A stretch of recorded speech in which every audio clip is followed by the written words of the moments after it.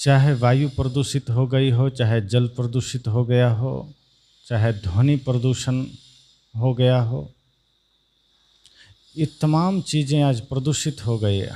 यहाँ तक कि हमारा खाद्य सामग्री भी प्रदूषित हो गया है। बाहर निकलते हैं शहरों में, एक से एक आवाज़ें आपको सुनाई देती है। इतनी भीड़, इतने शोरगुल, वो भी तो प्रदूषण ही है। तमाम तरह के चित्र, तमाम तरह के दृश्य दिखाई देते हैं, वो भी प्रदूषण ही है। हर एक चीज में मिलावटबाजी दिखाई देती है, वो भी प्रदूषण ही है। और इन सारे प्रदूषणों को मिटाने के लिए सरकार ने एक अलग मंत्रालय भी बनाया है, जिसका नाम पर्यावरण मंत्रालय है, कि ताकि इस संपूर्ण वातावरण को शुद्ध रखा जा सके, सब जगह हरियाली आ सके। लेकिन ये बाहरी हरियाली और बाहरी शुद्धता तब तक संभव नहीं है जब तक भीतर की शुद्धता ना आ जाए। चूंकि बाहर की समस्याओं पर तो सरकार ने मंत्रालय बना दिए, बाहर की समस्याओं पर सरकार ने व्यवस्थाएं खड़ी कर दी, बाहर के प्रदूषण के लिए सभी देश चिंतित हो गए, लेकिन एक ऐसा क्षेत्र है जहां अभी तक ध्यान भी नहीं जा पाता। जो सबसे बड़ा प्रदूषित क्षेत्र है, जो सबसे ज़्यादा प्रदूषण जहां से निकल रहा है, उसके लिए अब तक कोई चर्चा सरकारों ने नहीं किया है। और वो प्रदूषण है मन का प्रदूषण। जब हमारा मन प्रदूषित हो जाता है, जब हमारा मन बाहर से ज़्यादा खतरनाक प्रदूषण फैलाने लगता है, तो समस्या यह होती है कि फिर बाहर का कोई मंत्रालय उसे ठीक नहीं कर पाता, बाहर की कोई व्यवस्थाएं उसे ठीक नहीं कर पाता, बाहर किसी भी शक्ति से मन के प्रदूषण को मिटाया भी नहीं जा सकता। और सबसे गजब की बात है कि सारे प्रदूषण का जड़ भी वही है, मन ही सारे प्रदूषण का जड़ भी। और आप देखते हैं देशों के जो प्रधानमंत्री हैं, उनके मन में जो प्रदूषण है, वो जब बाहर आ जाते हैं तो विश्व युद्ध का रूप ले लेता है। सामान्य आदमी के मन में जो प्रदूषण है, वो जब बाहर आ जाता है तो आतंकवाद और उग्रवाद का रूप ले लेता है, और आदमी व्यक्तिगत अपने प्रदूषण से तनाव में रहता है। ये तीन समस्याएं इस देश में, इस पूरी दुनिया में देखी जा सकती। राष्ट्राध्यक्षों के मन का प्रदूषण विश्व युद्ध का कारण बन रहा है, जहां व्यक्तिगत प्रदूषण जो सामाजिक रूप से सामने आ रहे हैं, वो उग्रवाद, आतंकवाद, नक्सलवाद का कारण बन रहा है। और जब व्यक्ति उसी प्रदूषण को बाहर नहीं निकाल पाता और अपने आप में जीता है, तो वो तनाव का कारण बन रहा है। आज कोई ऐसा आदमी नहीं होगा जो ये कहे कि मैं तनाव मुक्त हूं। हर आदमी कहता है क्या करें, हम बड़े तनाव में जी रहे हैं।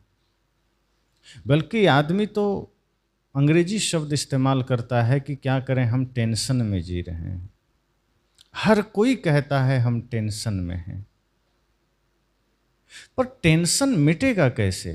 वो तनाव मिटाने का रास्ता क्या है? ये मन के प्रदूषण को मिटाने का उपाय क्या है?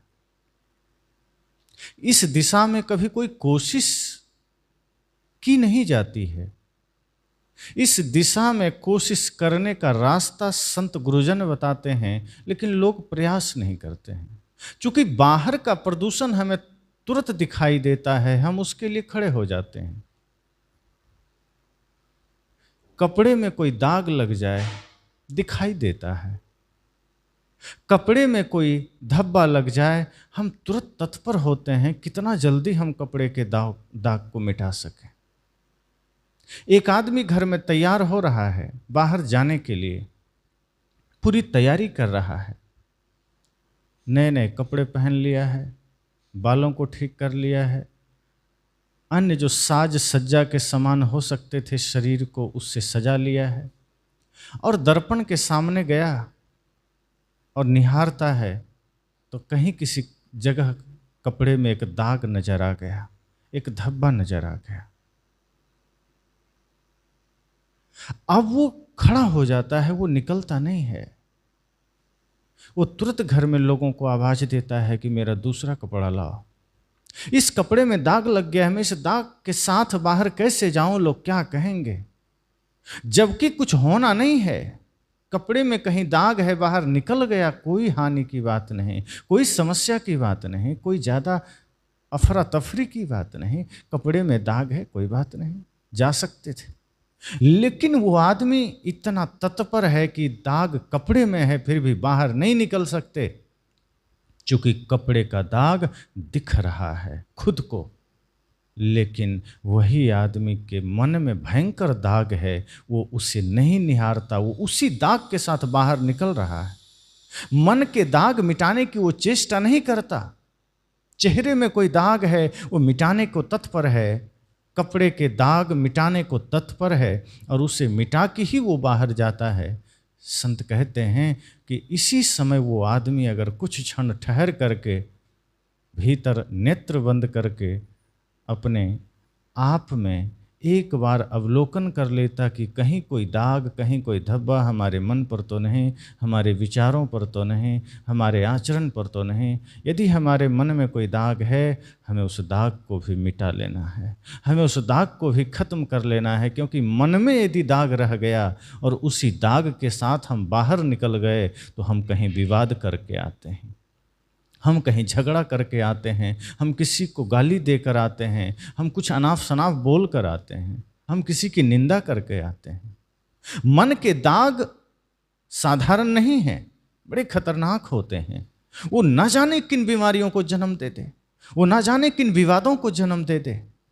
इसलिए कपड़े के दाग के प्रति जो हमारी सजगता है, उसे मिटाने के प्रति जो हमारी उत्सुकता है, संत कहते हैं मन के जो दाग हैं, मन के जो प्रदूषण है, आप उसे मिटा के जाएं। कपड़े साधारण हैं, कोई बात नहीं, कपड़े कम कीमत के हैं, कोई बात नहीं, कहीं एक आध दाग है, कोई बात नहीं। लेकिन मन में दाग बिल्कुल नहीं होना चाहिए, मन बेदाग होना चाहिए।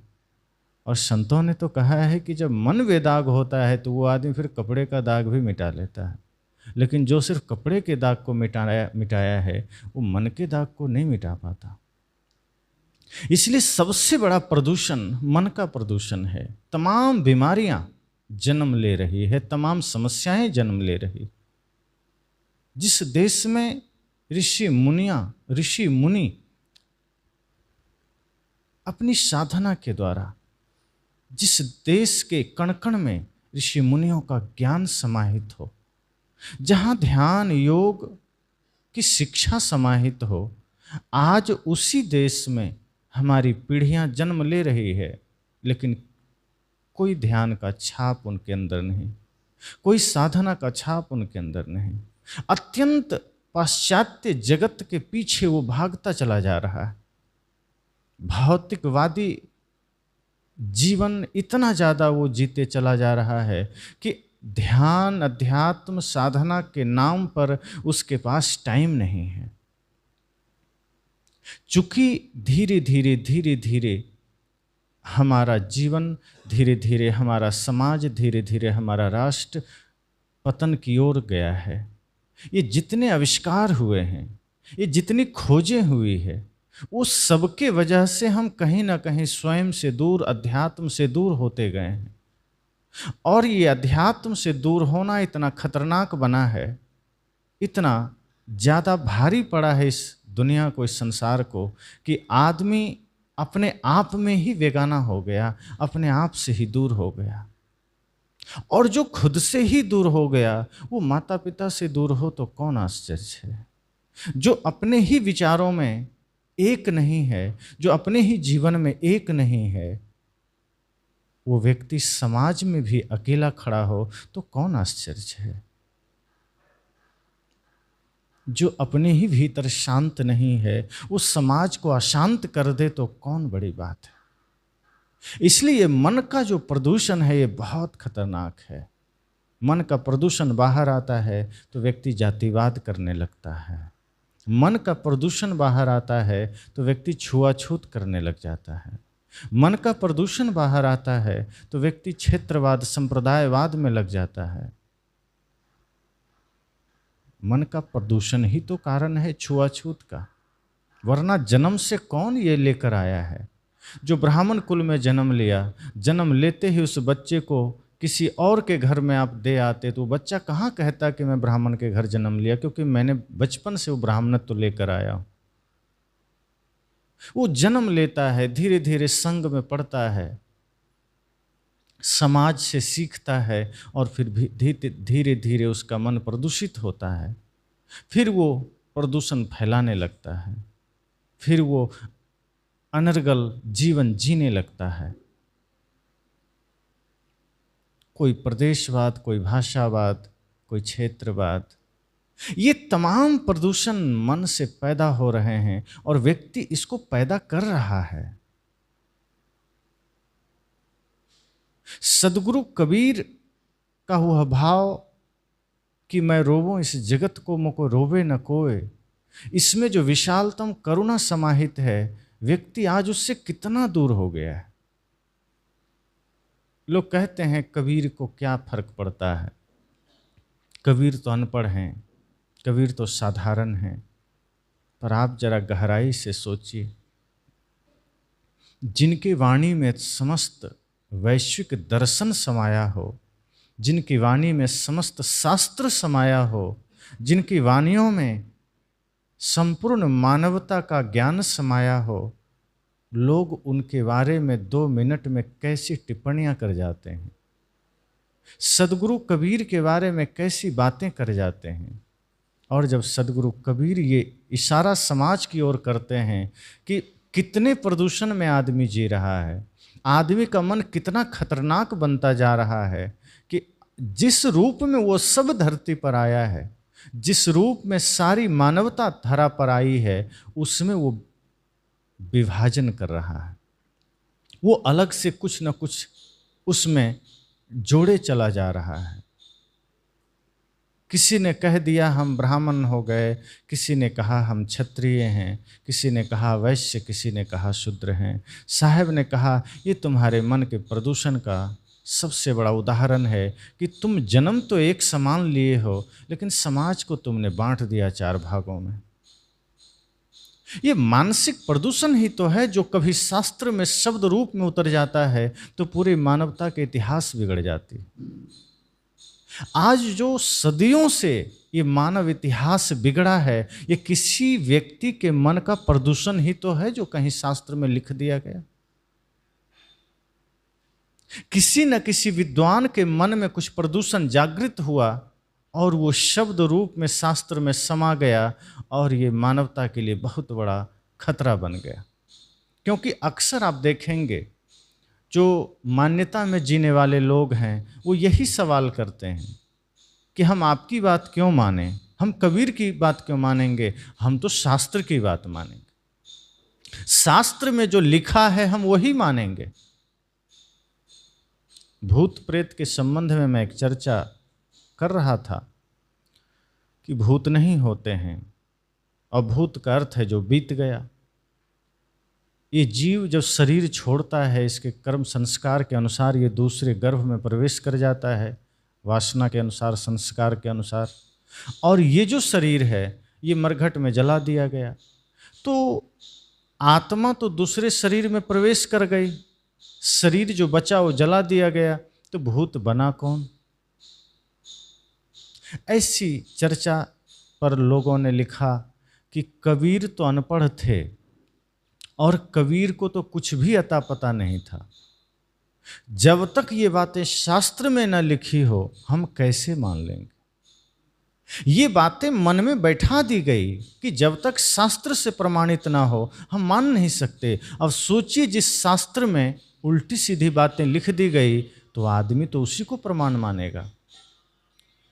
जिस शास्त्र में मानवता के विरोधी बातें लिखी गई लोग तो उसे ही प्रमाण मानेंगे। ये इस तरह का मानसिक प्रदूषण फैलाया गया कि मनुष्य आपस में ही एक दूसरे को दुश्मन समझने लगे, कि ये संपूर्ण सृष्टि एक दूसरे के विरोध में खड़ा हो जाए, कि संपूर्ण मानव इतिहास एक दूसरे का विरोध करने लगे। किसी ने लिख दिया स्त्री को पढ़ने का अधिकार नहीं है, स्त्री को सत्संग करने का अधिकार नहीं है, स्त्री को मंदिर जाने का अधिकार नहीं है। आज बड़े बड़े कथावाचक इसको नियम मानते हैं कि नहीं, हमारे शास्त्र में लिखा है। ऐसे ऐसे कथाकार हैं जो बड़े उनके फॉलोअर हैं और बड़े बड़े व्यास गद्दियाँ उनकी लगती है, और वहाँ वो खुलकर कहते हैं कि ब्राह्मण समाज के अलावा, उसमें भी पुरुष के अलावा दूसरा किसी को ज्ञान के मंच पर बैठने का अधिकार नहीं है, दूसरा कोई ज्ञान नहीं बांट सकता है। आज ये नियम बनाए जा रहे हैं, आज वो लोग समाज में मीटिंग करके बातें रख रहे हैं, और हवाला किसका देते हैं? तो स्मृतियों का, पुराणों का, कि नहीं वो हमारा प्रमाणिक ग्रंथ है। मैं कहना ये चाहता हूं कि जितनी भी समस्याएं हैं वो कहीं ना कहीं मन के प्रदूषण का ही तो खेल है।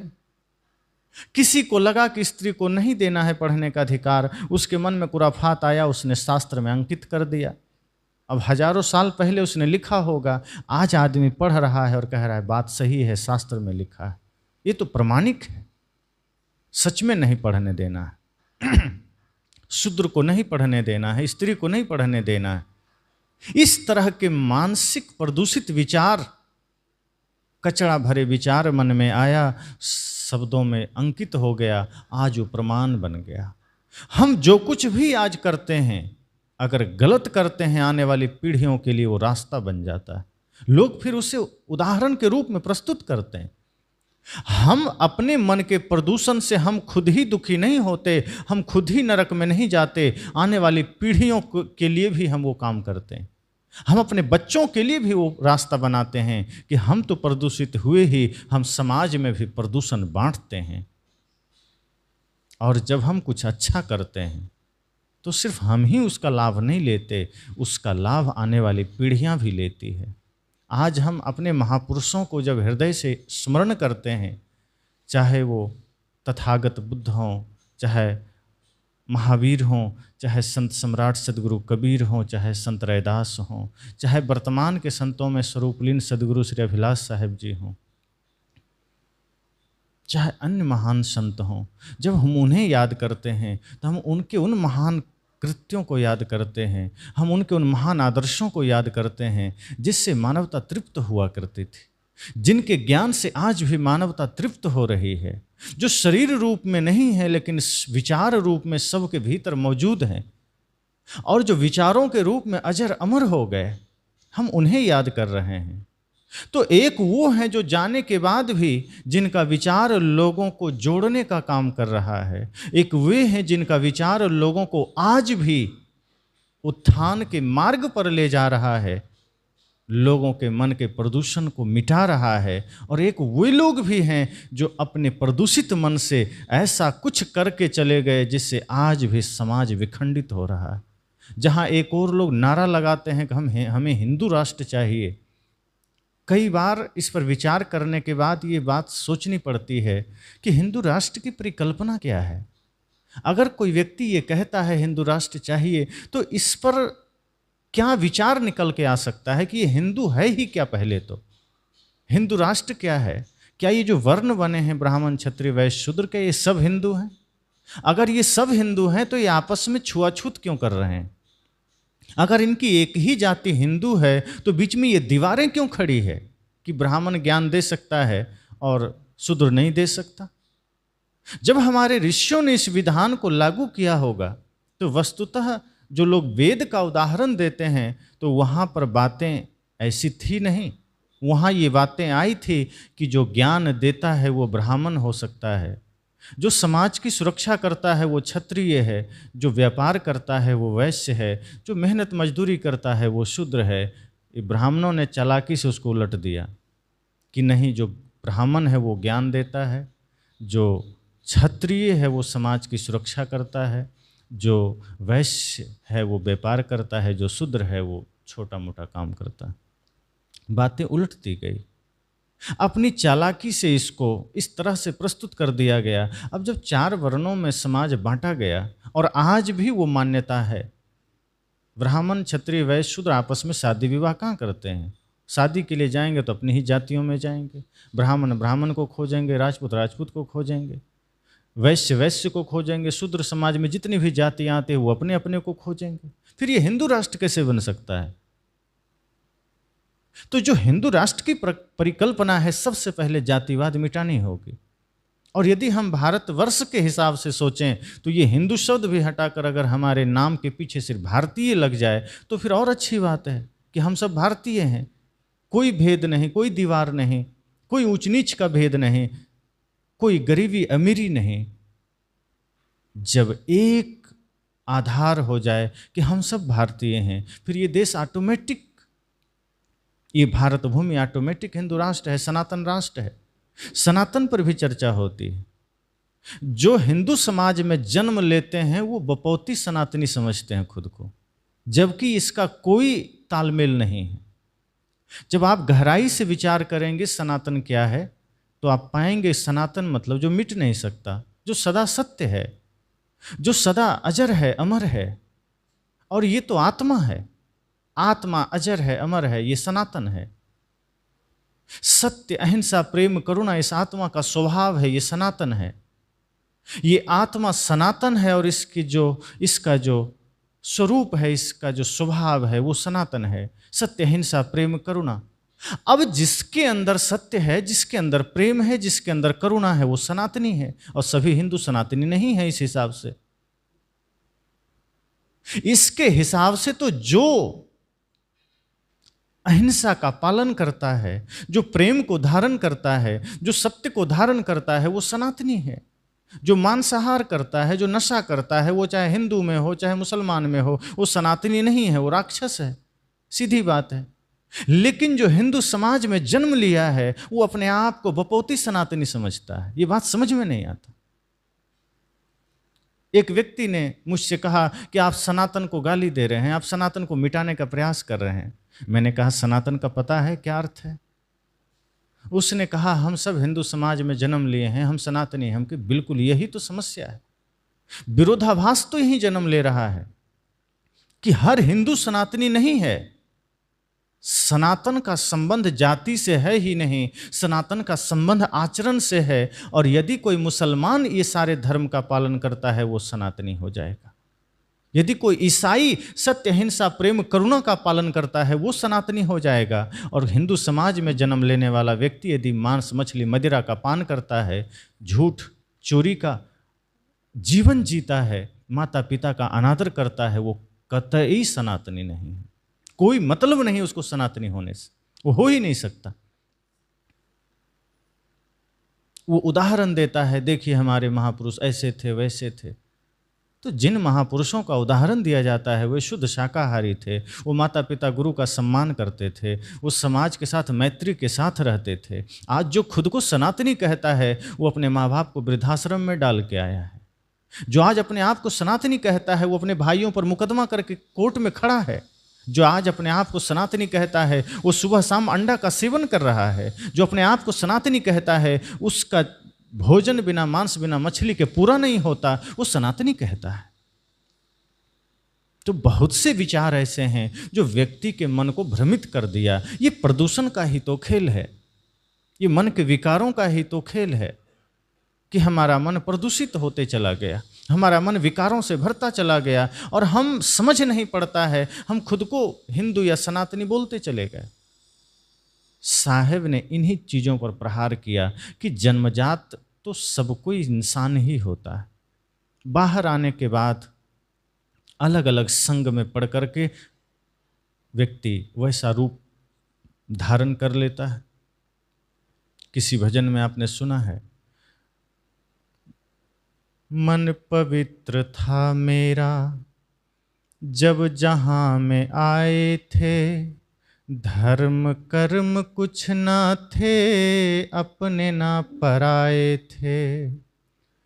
हम बेहोश हो गए, होश जब संभाला है, पहले से जो डूबे थे हमको भी धकेला है, भीड़ आदमी की है आदमी अकेला है, भीड़ आदमी की है आदमी अकेला है। रचनाकार इसमें कहते हैं, मन पवित्र था मेरा। जिस वक्त इस धरती पर शिशु रूप में हम जन्म लिए, मन पवित्र था। ना कोई छल था, ना कोई प्रपंच था, ना जातिवाद, ना छुआछूत, ना कोई क्लेश। जो कुछ पूर्व के संचित संस्कार कर्म रहे होंगे उसके सिवा नया कोई रोग नहीं था। बिल्कुल मन पवित्र था। मन पवित्र था मेरा जब जहां में आए थे। जितने भी शिशु रूप में मनुष्य इस धरा पर आया है, सबका मन पवित्र था। धर्म कर्म कुछ न थे, अपने न पराए थे। रचनाकार कहते हैं कि ना धर्म था ना कोई कर्म था। व्यक्ति धर्म के पीछे कब भागता है? जब अधर्म करने लगता है। जब व्यक्ति ज़्यादा पाप करने लगता है तो पुण्य के बारे में सोचता है। जब व्यक्ति काफ़ी देर धूप में खड़ा रहता है तो छाया के बारे में सोचता है। जब व्यक्ति प्यासा होता है तो जल के बारे में सोचता है। व्यक्ति रोगी होता है तो डॉक्टर की तलाश करता है। रचनाकार कहते हैं कि धर्म कर्म कुछ ना था। जब जीवन में कोई पाप ही नहीं था तो धर्म की बात ही नहीं थी, कोई कर्म की बात नहीं थी। और जब जन्म लिए तो कोई अपना कोई पराया नहीं था। वो जन्म लेते ही उसे कुछ पता ही नहीं कि हम कहाँ जन्म लिए, कौन मेरा है कौन तेरा है। वो जन्म लिया, जन्म लेते उस बच्चे को किसी और के गोद में डाल दीजिए, उसी को माँ बाप समझने लगेगा आगे चल के। जन्म लेते ही कोई हिंदू घर में कोई बालक जन्म लिया, उठा के मुस्लिम घर में चला जाए, आगे चल के वो मुस्लिम बन जाएगा, अपना नाम वो कुछ भी मोहम्मद आदि रख लेगा। वही ईसाई में चला जाए, ईसाई हो जाएगा। जैन में चला जाए, वो जैन हो जाएगा। क्योंकि जब जन्म लिया तो कुछ भी नहीं था, धर्म कर्म अपने पराए कुछ नहीं था। धर्म कर्म कुछ न थे, अपने ना पराए थे। लेकिन हुआ क्या? हम बेहोश हो गए, होश जब संभाला है। ये बहुत महत्वपूर्ण पंक्ति है। अक्सर आप सब कहते हैं कि अब बच्चा धीरे धीरे होश संभाल रहा है। अब तक ये अबोध था, अब ये 10 साल पार कर रहा है, अब होश संभाल रहा है। रचनाकार कहते हैं कि नहीं, हम बेहोश हो गए, होश जब संभाला है। उल्टा हो रहा है। अब बेहोशी आ रही है। जब जब जैसे जैसे हम होश में आ रहे हैं, जैसे जैसे हमारी उम्र बढ़ रही है, हम अब बेहोशी में जा रहे हैं। क्यों? क्योंकि जब आप उसे अबोध कह रहे हैं, जिस वक्त वो अबोध अवस्था में था तब उसमें जातिवाद नहीं था।